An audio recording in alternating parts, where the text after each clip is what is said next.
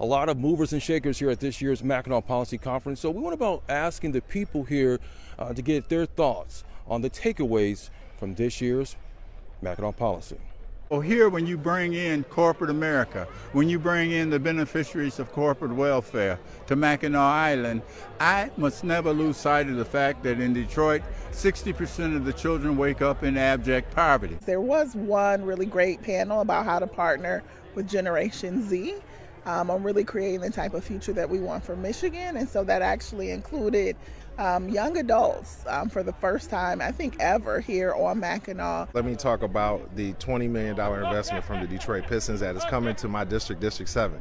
And the biggest takeaway that I've had is you're starting to see a bridge come together between government as well as private entities. I believe that one of the most interesting things I saw here is just observing this woman that's going to be running against Gretchen Whitmer. I think it's Tudor Dixon.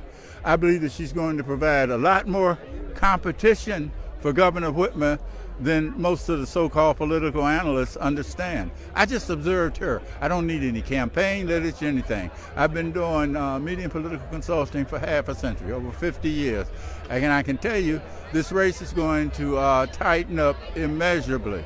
I think the biggest takeaway from this year's conference has been the idea that policy is being set here and we need to be reflective of what the people want and not really put together policies that reflect what we want as elected officials or what we want as policy leaders or thought leaders, but really listening to people and finding out what's going to work for them in their day-to-day lives. The resources that are needed to combat violent crime, and being here in this beautiful facility with decision makers and policy makers and lawmakers and having the opportunity to talk through some of the dynamics of crime and mental health and some of the things, some of the systemic issues that drive crime in communities like Detroit is very powerful and impactful. I mean, I look forward to this every year because it's one place where we can all gather together and figure out how we move Wayne County and how we move Michigan forward together. In order for us to move forward, it's really going to take working together and collaborating apart from our differences, but also with some sort of shared values.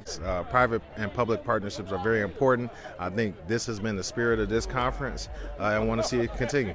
But I enjoy being here, the mix, listening to those that actually rule, that's not govern, in Michigan. But I love it here. This is America, upside down.